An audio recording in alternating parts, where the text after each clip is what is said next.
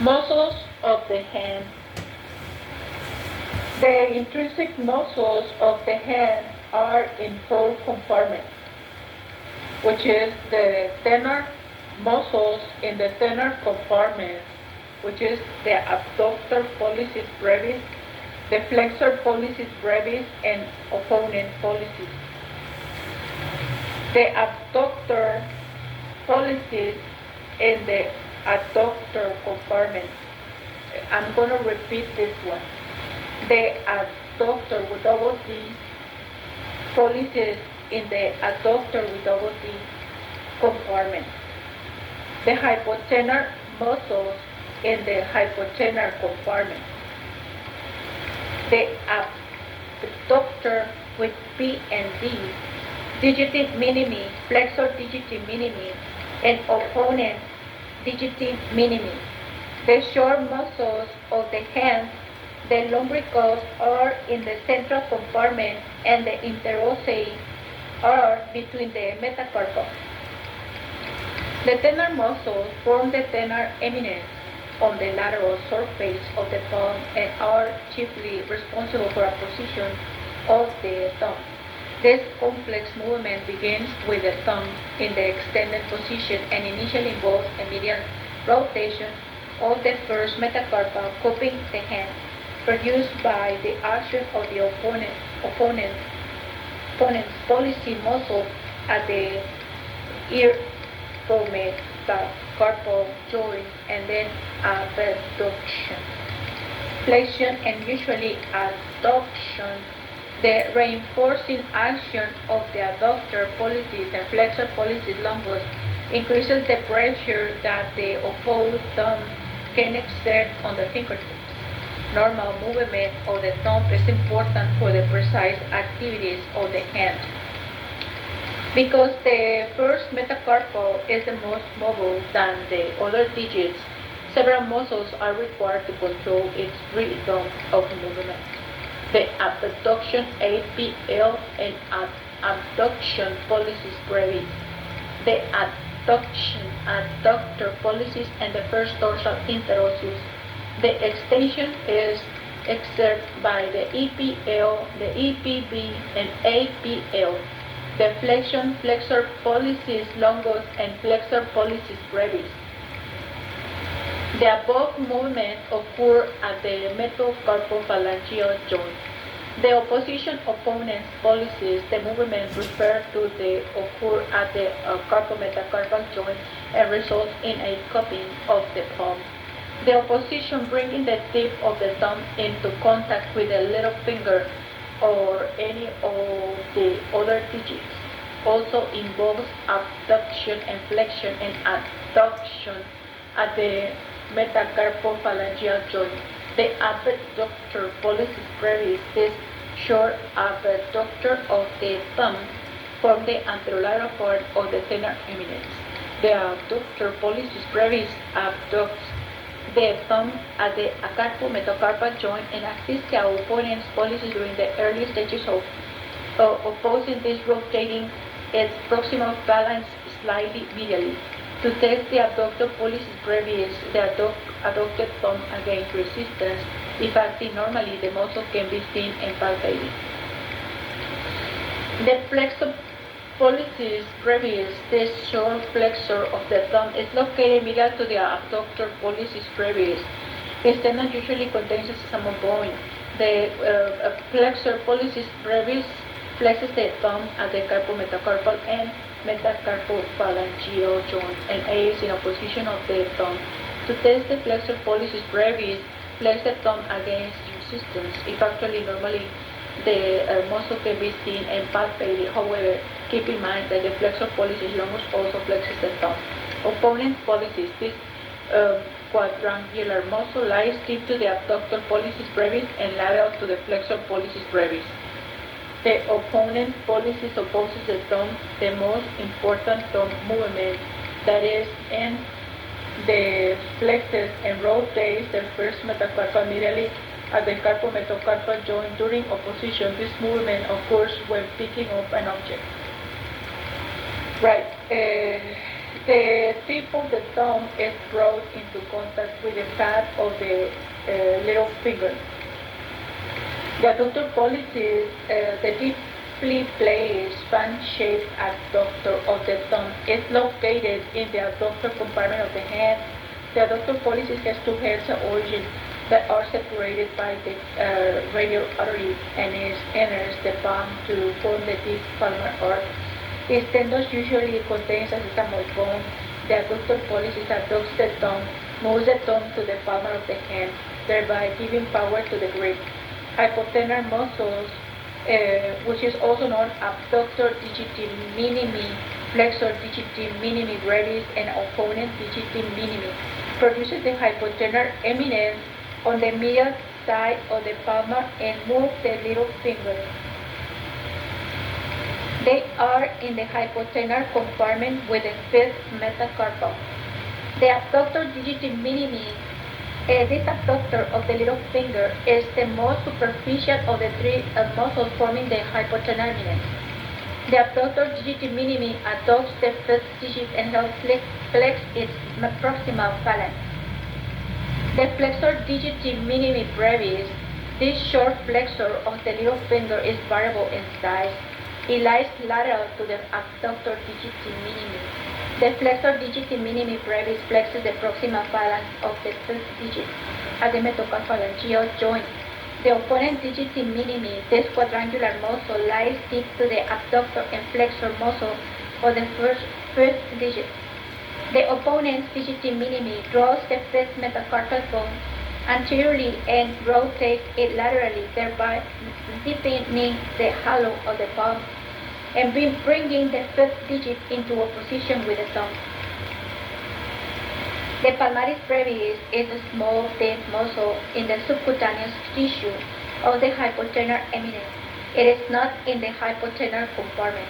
This palmaris brevis wrinkles the skin of the hypothenar eminence and deepens the hollow of the palm, thereby aiding the palm grip. The palmaris brevis covers and protects the ulnar nerve and artery. It is attached proximal to the medial border of the palmar aponeurosis and to the skin on the medial border of the hand. Take a look in your atlas, the movements of the thumb. Take a look and observe the three thenar and the three hypothenar muscles, right? The flexor retinaculum and the four marginal carpal bones united to the retinaculum. The short muscles of the hand. The short muscles of the hand are the lumbricals and interosseous.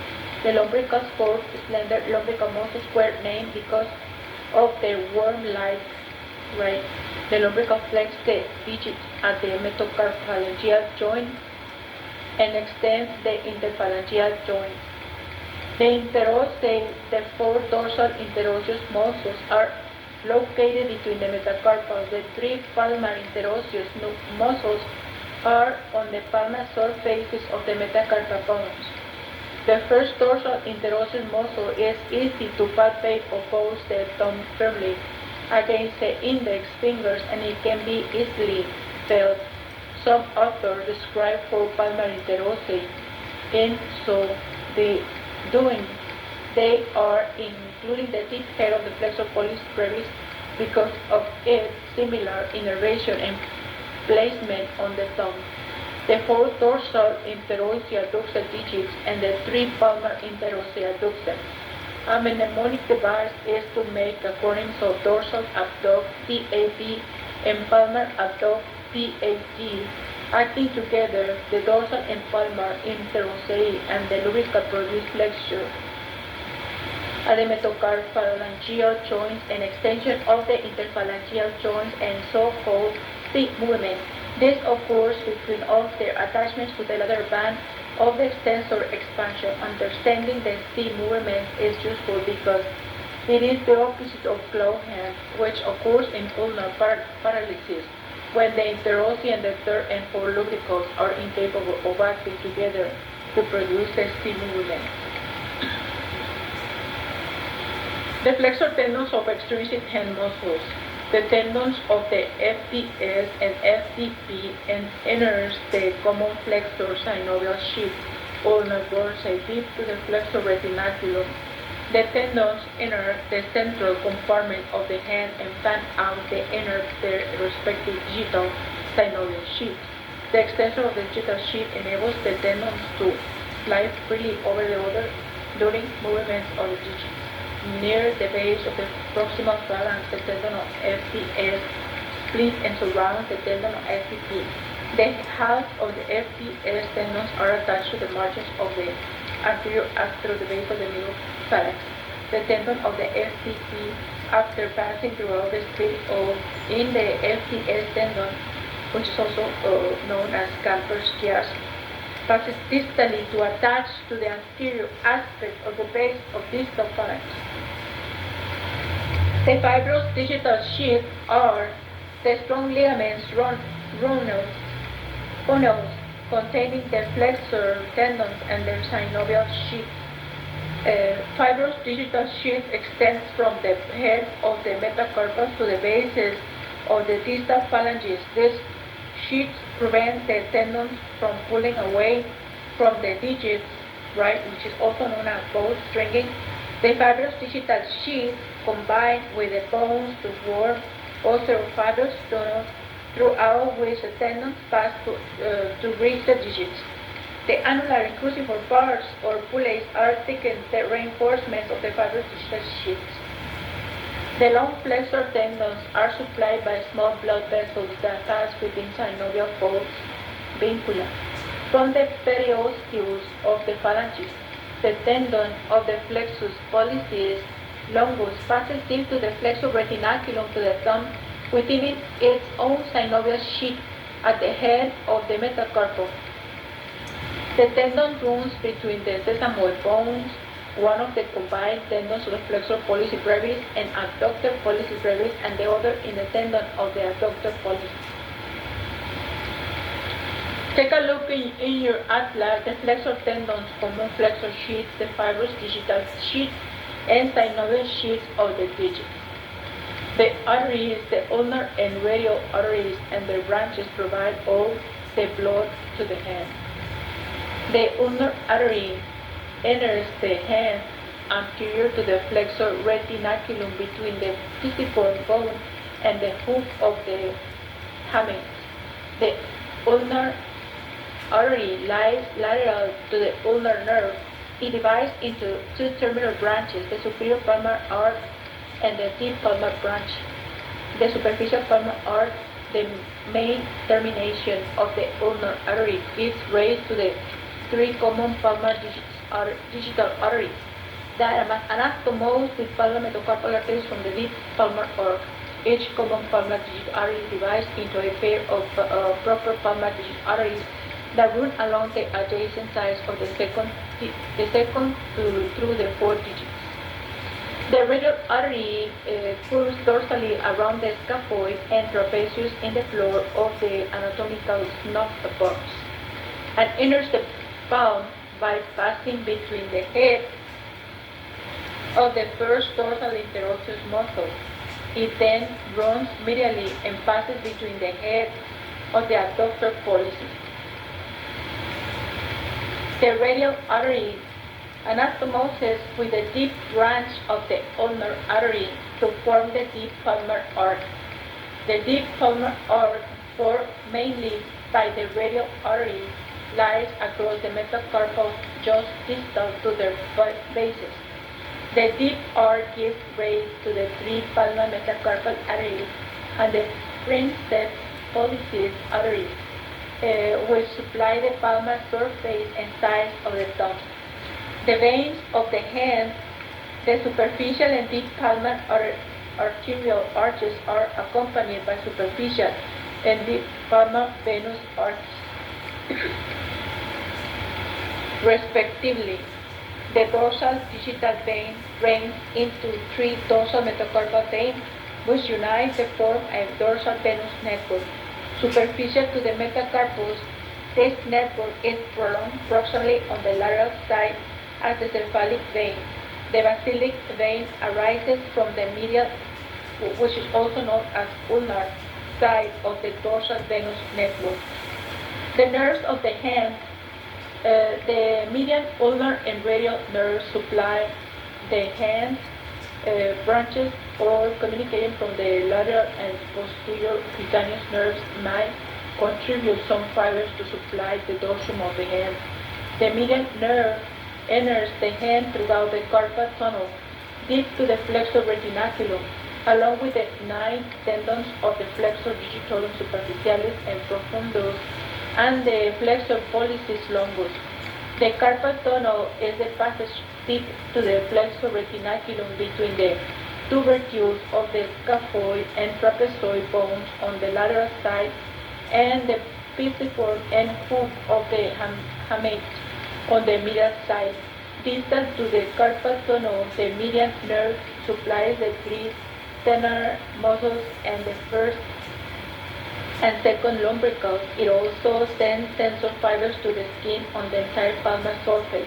The size of the first 3 digits, the lateral half of the 4 digits, and the dorsum of the distal half of these digits. Note, however, that the palmar branch, which supplies the central palm, arises proximal to the carpal tunnel and does not traverse the tunnel. Runs artificial to the flexor retinaculum. Thus, although this skin lies distal to the tunnel, it does not lose sensation in the carpal tunnel syndrome. The ulnar nerve leaves the forearm emerging from deep to the tendons of the floor carpi ulnaris. It passes distally to the wrist, where it is bound by fascia to the anterior surface of the flexor retinaculum. It then passes alongside the lateral border of the pisiform. The ulnar artery is on its lateral side, just proximal to the wrist. The ulnar nerve gives off a palmar cutaneous branch that passes superficial to the flexor retinaculum and palmar aponeurosis. It supplies skin on the medial side of the palm. The ulnar nerve also gives off a dorsal cutaneous branch that supplies the medial half or dorsum of the hand, the first digit, and the medial half of the 4th digit. The ulnar nerve ends at the distal border of the flexor retinaculum by dividing into superficial and deep branches. The superficial branch of the ulnar nerve supplies cutaneous branches to the anterior surface of the middle and a half digit. The deep branch of the ulnar nerve supplies the hypothenar muscles, the medial 2 lubricals, the adductor pollicis, and all the interossei. The deep branch also supplies several joints, the wrist, intercarpal, carpometacarpal, and intermetacarpal. The ulnar nerve is referred to as nerve of 5 movements because it innervates muscles that are concerned with intricate hand movements.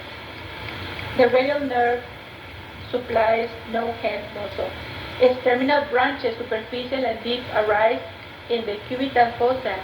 The superficial branch of the radial is the direct continuation of the radial nerve along the anterolateral side of the forearm and is entirely sensory. It travels under cover of the brachioradialis and then pierces the deep fascia near the dorsum of the wrist to supply the skin and fascia over lateral 2/3 of the dorsum of the hand, the dorsum of the thumb, and the proximal parts of the lateral 1.5 digits. Take a look in the atlas, the structures in the distal forearm and wrist. The joints of the upper limb. The pectoral girdle involves the SC and AC and glenohumeral joints. Generally, these joints move at the same time. Functional defects in any of the joints impair movement of the pectoral girdle. Mobility of the scapula is essential for free movement of the upper limb. The clavicle forms a strut that holds the shoulder away from the thorax, so it can move freely. The clavicle is the radius throughout which the shoulder moves at the SC joint The 15 to 20 degrees of movement the AC joint permits movement of the glenoid cavity that is necessary for arm movement.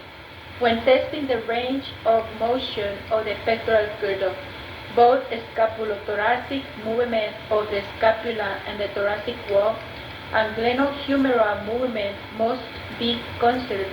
When elevating the arm, the movement occurs in a 2-1 ratio for every 3 degrees of elevation.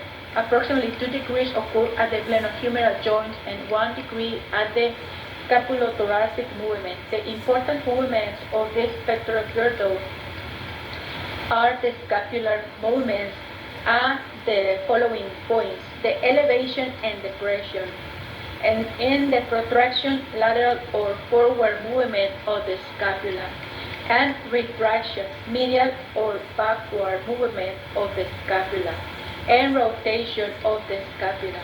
During a scapular movement, the acromion is held away from the thorax by the clavicle, elevating or depressing the glenoid cavity of the scapula. The externoclavicular joint, the SC joint, is a zero type of synovial joint but functions as a ball and socket joint. The SC joint is divided into two compartments by an articular disc. The articular disc is firmly attached to the anterior and posterior SC ligaments, thickening of the fibrous capsule of the joint, as well as the interclavicular ligaments.